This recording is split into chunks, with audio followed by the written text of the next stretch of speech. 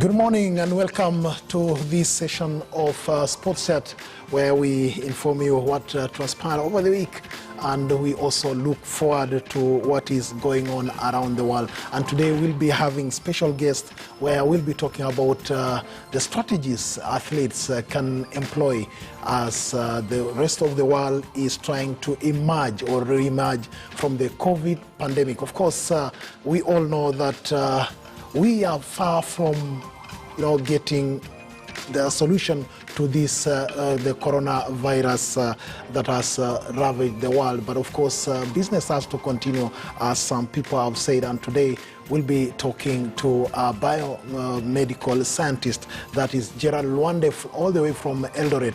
And also we have Paul Ocheng, the Dean of Students, and he's also a sports economist from the Strathmore University. They'll be telling us what they are planning about reopening sports. Now, a cloud of expectation hangs over Kenya as Kenyan citizens are readying themselves for easing of some of the restrictions put in place to curb the spread of the COVID-19. Private businesses, places of worship, and government offices are among entities that are gearing up for the resumption of the operations after July 6th, the day when current restrictions and President Uhuru Kenyatta is expected to review measures. The question, however, is how will sports get back to business? Is there an exit strategy for athletes? We talked to Paul Ocheng, a sports economist and Dean of Students at Strathmore University, and Gerald Luande, a biomedical scientist based in Eldoret. Later, we'll be joined by Milton Nyakundi, a seasoned journalist, as we look at what is happening in local sport. Now, as you can see there, the athletes, they've been doing their thing, but then with this COVID pandemic, how are they going to come back? Now, if we can move over to Paul Ocheng from Strathmore University. Karibu sana, Paul. Thank you very, very much. Glad you have me today in the morning. Actually, from yesterday's article that we wrote on the exit strategies, we've been receiving lots and lots of comments from people, and I'm happy that you called us on to explain it more and also to actually engage the audience and also the readership of the newspaper. Thank you very much. It was a very engaging article, actually, and I would encourage anyone who has not read that article, and especially if you are an athlete, footballer, boxer, that is an article you'll want to read. And we also have Gerald Luande. Gerald Luande from Eldoret. Karibu sana, a biomedical scientist. Are we together, Gerald? Yes, I'm here. How is Eldoret? Eldoret is perfect. It's not raining today, so we can run with our masks on. Good to know that you are doing exactly that. Now, I would like us to talk about the article yesterday, Paul Ocheng. It was an eye-opening, sort of article, and you are talking about exit strategy there. Now, Paul, I don't know, at Strathmore University, what are the students doing? Because we know Strathmore University is one of those great institutions of this country that are engaged in sports. We've seen you guys excel in rugby, athletics, hockey, and such. How is it happening there? Okay, what we have been doing since we closed on March 15th, actually, what we did was we gave each and every athlete a training protocol. So we gave them a training protocol because we told them that losing your fitness is very easy and it's very quick, because you're going to be at home confined in a very small space whereby in a day you can barely walk for 200 meters. So we encouraged them that remember to do exercises, remember to stretch, remember if you have a treadmill, well and good. If within your estate you can walk, well and good, of course taking the necessary precautions so that you don't lose your fitness. That was one. Number two, what also we encouraged them was anybody with a nagging injury, physiotherapy injury, should go and get it sorted out. Should go and get it sorted out immediately, because as you know, soon after, hospitals were only accessible for things to do with COVID or emergencies that could not wait. So that is what we did, number one. Then secondly, what we also did after we had settled down was to send them now a proper training protocol for each sport. As you know, I mean, we have players who play for the national team, like in volleyball, hockey, rugby. And we told them that when we will resume, it will be quick on a short notice. And as you know, for a sports person, a 1 month notice is very short because to gain fitness and be ready for game is very short. As you can see for EPL, the notice that was given was just a month. Same thing could happen to our sports in Kenya. So we kept telling them that, look, you need to train. And the next thing we followed it up with was weekly Zoom meetings between each team, the coach, and our strength and conditioning coach, so that any issues that any athlete is having, any player is having, could be sorted out. That's what we did. So now that's what we've been doing all through, and we've been encouraging them to speak out whatever issues they're having. Those who are having small nagging injuries, we are sending them to physiotherapists who are able to see them. So that's what we've been doing, and we've been trying to tell them, don't overtrain, because the season might resume, the season might be cancelled, or it might be postponed. You get it? So that's like what we've been doing at the moment. I don't know if you also want me to go into the sports exit strategy now, or you want us to do that one later. Yeah, because you've mentioned about something about overtraining, because if the restrictions will be eased and the athletes will want to come out and try to make up for the lost ground, how dangerous can that be in terms of the physical health of an athlete? Wow. Sports, as you know, is a close proximity, activity, unless it is sports like tennis or the likes. But if you look at football, you look at rugby, you look at, wrestling, or even boxing, as you just mentioned, they are close proximity. So there's a very likely chance that, whatever I breathe out is what you might breathe in if we are very close. For example, if it's a rugby match, when we have engaged for a scrum, whatever I'm breathing out is what you're breathing in. So there is very high risk, and that's why the exit strategy for sports has to be very carefully calculated. If you look at the countries which have opened sports, let me take an example of the European countries. Yes. There have been no fans. The players have been quarantined, together with a group of people that we're not talking about right now. These are the technical staff. So when you see the players coming to the pitch, just know that they are being quarantined together with their technical staff, their doctors, everyone. Now, this is not the first time sports is handling such a crisis, for people's information, by the way. If they remember the Winter Olympics in 2010 in Vancouver, Canada, yes, they were coming in after H1N1. And if you remember, people are being asked to take the vaccine. This is both fans and players. So it is not something new to sports. So what I would encourage sportsmen and women, sports personalities, that let's not be scared. It is something we've done before. And that is why, if you look at it, the sports industry is beginning to open. Yes. Now, we will follow, of course, the protocols being given by WHO and our governments. Number one, the protocols will depend on how severe the infection was in your country. That's one. That's why you find that if you look at global protocols, they're very different. Yes. So how severe it was, because we cannot overwhelm our health facilities. That's one thing. Because we could be talking about a vaccine, but that will come much later. It much will be trial, sure. All those things. And I think my colleague Gerald Luande will be talking a lot about it here. So for us, it's about isolating players, putting them in a special place, and testing, so that if somebody is found positive, yes, he or she is removed from the group. The same is being done in other sectors. Found positive, you're removed from the group. If you are good to go, you stay in the quarantine zone and you continue playing. So it is basically to minimize the spread. That's the exit strategy, to minimize the spread. And those who are found positive are isolated out for treatment. Okay. So I think with that, we should be good to go.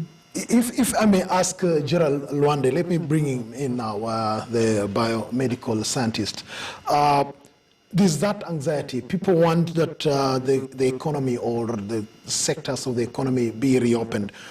And now, basing on the article you wrote yesterday together with Paul Ocheng, do you think we are at a point where we really need to reopen? And if we have to reopen, then what would you tell the athlete? What is that exit strategy that you talked about would be? Okay. First of all, we have to be cognizant of the fact that we are going to live with this virus for some time. Yes. So we have to come up with intervention measures that factor in the fact that we have the virus for a long time. So one of the suggestions we made was the vaccine. And from the description of the vaccine we made, it's not that any of the vaccines is bad. All the vaccines are good in their entirety, and we are encouraging people to use them. The only issue is if you are an elite sportsman, when you are using genetic therapy, you wade into murky waters with the World Anti-Doping Agency. Yes. Because with the World Anti-Doping Agency, anything called genetic therapy is prohibited, be it for therapeutic reasons, be it for whatever, because there's room for misuse. Look at it this way. If I'm Gerald Luande, who is a fun runner, and I want to perform as well as Rudisha, I might go and extract Rudisha's DNA and inject it on myself. Then within a short time, you'll see Luanda running so fast. So that is the fear of the abuse. With therapeutic drugs like the inhalers people with asthma use, ordinarily, they open up the lungs. So try to imagine your lungs are fine and you use the inhaler. Your lungs will be wider in the sense of the use of the medication. So in the event you open up your lungs more, you are able to breathe better, and during competition, you'll have an unfair advantage over those who do not use that group of medication. So that is the reason why the World Anti-Doping Agency is like, for this genetic therapy, we are still not clear on it, so let's put it on hold. But then, because you open up now a very, very serious debate there that once the sector reopens and everyone now wants to improve performance, and then we'll get into situations where people are using interventions just to boost their performance so quickly. Do you think we are ready as a country to make sure that we guide the athletes in a proper way so that they make use of the scientific advancements like you are talking about? Yes, we are ready to open up in the sense that look at the Zika virus. When the Zika virus came, everybody said, let's not have the 2016 Olympics. Yeah. But they had to come up with the prophylactic measures to help people not get the Zika virus, because remember, the Zika virus was a mosquito-borne. So people are encouraged to get mosquito repellents, sleep under mosquito nets and everything, and the Rio Olympics happened. Now, if we benchmark on such kind of experience on the 2010 Vancouver Winter Olympics, we need to come up with strategies of living with the virus in this way. Some of the interventions the government has recommended are laudable, and we need to put them into use. Yes. Secondly, we need now to come up with targeted interventions for the athletes. For instance, you won't have the same intervention for a tennis player and copy-paste it for a marathoner, because a marathoner will want to run for the next 2 hours. So somebody wants to run for the next 2 hours, you can't tell him, put on your mask. Yes. But somebody who is playing table tennis, you'll tell him, man, you have to put on your mask. For a table tennis, you'll have to wipe the surfaces and everything. For marathon, there's no wiping the surface. All you need to do is tell these guys, stay 2 meters apart.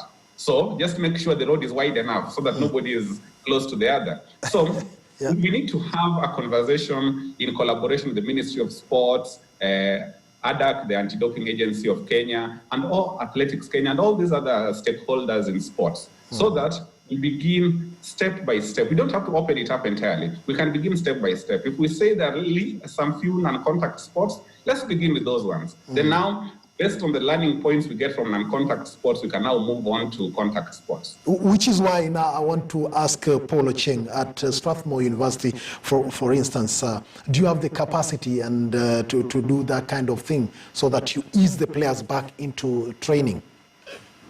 Okay, what we are planning to do, because we've now been preparing our clinic for the last 3 months, our clinic is very ready, and our Center for Research in Therapeutic Sciences is very ready. The two institutes are very ready to receive the students. So depending on the protocols will be given by government, yes. First and foremost, we know the first thing would be to test all the players before they start training. Because immediately you go to the field, you are very close to somebody else. So first of all, what we're going to do as a university, our main protocol will be to test all our athletes. We will test them, and then they'll be filling in a daily form on an application, which basically they give us whatever they are feeling. For example, if they develop a dry cough overnight, the next morning when they're filling in their update form, they should put it there. Then it will be up to our medical staff to assess whatever conditions each one of them is having and see if it's worth raising an alarm to send them for further testing, or they can be kept aside, quarantined, and then after a while they join us back. So we will be as cautious, because what we've been doing very closely is to follow what's happening in the EPL and in the leagues in Europe. Exactly. Basically to see what are the kind of protocols they are putting in, because we are lucky that somebody else has reopened their league before us. So that will be a key thing, the testing and daily filling in of a form on an application which we just developed, so that we can get a feel of what everybody will be. But that is Strathmore University. That is Strathmore University, a private university. We know state-of-the-art equipment. But don't you worry about the public universities, which we all know sometimes they struggle with some of these facilities, Paul? I worry for everyone, because as you can see, there's been a shortage of PPEs, as we all know. I mean, and also, you look at it, you can get the disease today, and you didn't have it yesterday. So there'll be that constant testing. And that is also a challenge globally. So actually, the key thing would be for people to test those who need to be tested. For example, if we are going to be testing everyone, I mean, you can imagine we'll be having a whole day of testing. So the key thing would be to look at what is possible. And also, Strathmore will not be playing alone in the league. Exactly. They'll be playing against other opponents. So for me, it would be that careful launch, because what I wouldn't like us is, after COVID, we have big disparities between teams. So for me, it would be, let's carry everyone on board. If it means that sports has to take longer because we will take longer to acquire PPEs, so be it. Because for our own good, it is good that we let sports resume in unison. So we will go with the protocols we are going to receive, because also I would like Jed to talk a lot about the R factor. The key thing is, depending on also how the disease will be spreading, I think the ministry will give us protocols on how to engage in sports. Because if the disease is spreading much faster, then I think they'll tell us, guys, hold on, let's wait, and let's start with the non-contact sports, whereby tennis, we start with archery, of which we do very well, golf, and the other kind of sports. So I think we'll wait and see, but I think the best thing would be to begin with non-contact sports. Okay. Now, Gerald, you mentioned about the fears of maybe the gene doping, like you mentioned that if you inject yourself with a gene of a high-performing athlete.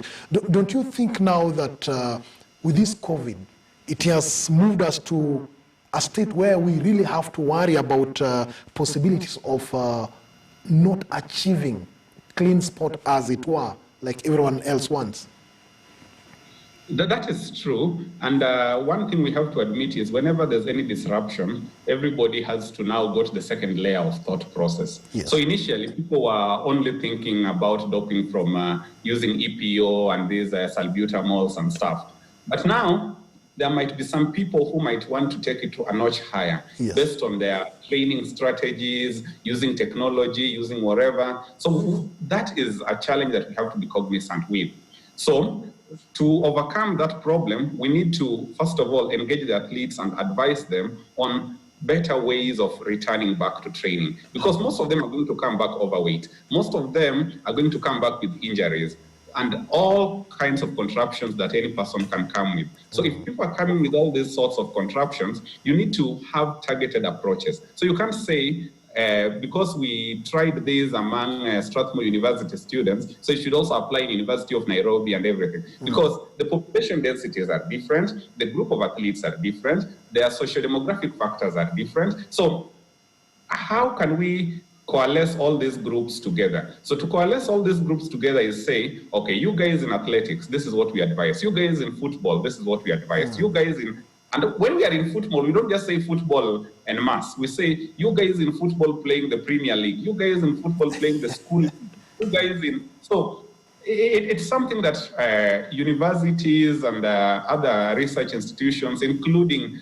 sports agencies and federations, should come together and converse. The same way now the government is talking with church leaders on how to open up churches, is the same way we need to talk to sports agencies on how to open up sports. Exactly. Let us not wait for the government to say, now it's good, let's open up. Then we get cases like what is happening in California and stuff, where people who had already opened up are now being forced to lock down again. So we don't want to get such kind of experiences. Yeah, Paul, before I let you go, because I understand you are getting into another meeting, how is, do you think Strathmore University would want to embrace the rest of the universities and find a way forward and to ensure that Kenya is not caught up in a messy situation with this COVID? I would really go for that. I would really go for what Gerald had just mentioned, whereby the same way churches are being called together to come up with a way forward on how to open up churches. I think it's high time that we meet as sports personalities, yes, as sport managers, sports institutions, come together and start thinking about our protocols. Because should the country be open up come next week, will sports now be grappling with the protocols and starting to see what can work, what cannot work? Yeah. It would be really a shame. And of course, as sports, we are known to be very organized. Because the activity we do always starts on time. Now, it would be good that we come together as universities, first and foremost. Why?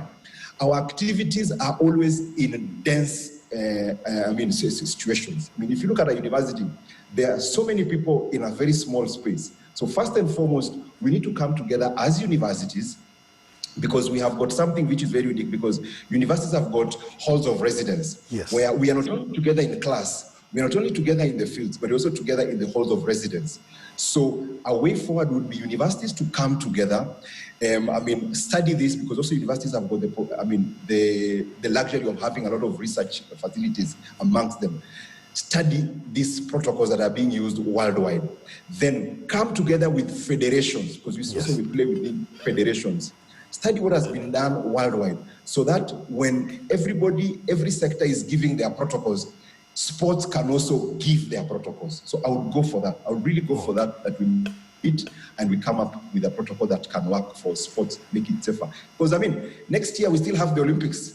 And we have to be ready. Thank you very much. That is Paul Ocheng, Dean of Students and also a sports economist from Strathmore University. And in case you are just joining us, we are talking about the exit strategy as countries ease the COVID restrictions. And I hope that we'll be having more conversations with Paul Ocheng. Now, I'll remain with Gerald Wande, and Milton Nyakundi will be joining us shortly as we look at what the Kenyan Premier League is doing to ensure that they are not also caught up in this problem. And as you've heard, COVID has ravaged the world, and countries are doing all they can to ensure that their athletes are protected. Now, Gerald, if you hear me, sport has shown the world the way out, because many people do not even know where to begin with and how to sort all this. But as you can see, in Europe, the leagues have restarted, the Bundesliga, the English Premier League, the French, the Spanish La Liga is also up and running. Why is it that it is sport that is being used as a guinea pig, if I may use that word? Okay, I'll not call it guinea pig, but sports is only used for trials in anything. Even from the medical world, if you want to understand how good a human person can be, you push an athlete to the farthest of limits in terms of their physiology. Then you know, when that happens, then this can be the outcome. Yes. Or even in terms of injuries, when you want to understand injuries, most of the time we learn from sportsmen, like, when somebody hits it, strikes his foot at this angle, then there's a likelihood of this kind of fracture, etc. So sports, one, is a unifying factor. And two, because of the kind of many variables it has, it's always a good learning point for many institutions to adopt. So let us not look at sports as a guinea pig, but let us look at some of the successes that are happening. However, there will also be many false starts, because you've seen in golf and stuff where people are being recalled and others are saying they're not going to participate in some of the circuits and everything. So we need to worry about some of those challenges. And when these challenges come, we can be able to offer probable interventions for this group of people and the greater masses. So we have to take sports seriously, and by taking sports seriously, we take the health of the entire globe seriously. Okay. I don't know if we have Milton Nyakundi so that he can tell us. We know the Kenyan Premier League is having issues, and as we speak, there's a case in the Sports Dispute Tribunal. They are trying to work out a way to see, because the Football Kenya Federation actually ended the season, and the Kenya Premier League have been saying that was done unilaterally. There was no consultation, so that issue is before the courts. But I don't know what the clubs are doing, and if we had Milton Nyakundi would tell us exactly what specific clubs are doing. But then, before I also let you go, Gerald, could you just quickly talk to us about the serious issue of doping? Because we don't want to reopen, and the next thing, we are being hit with the news of a big star, Kenyan athlete or footballer being banned. What are the immediate steps the Football Kenya Federation can take, and also the Athletics Kenya and Rugby Union for that matter? So all sports agencies must first of all convince their sportsmen and women that they can perform without using any alterations in their systems. Mm-hmm. So be it technology, drugs, or anything, even missing tests. People must be sure that with themselves, with proper training and their physiology, they're good enough to go. Yes. Two, we need to begin now empowering these athletes in this sense.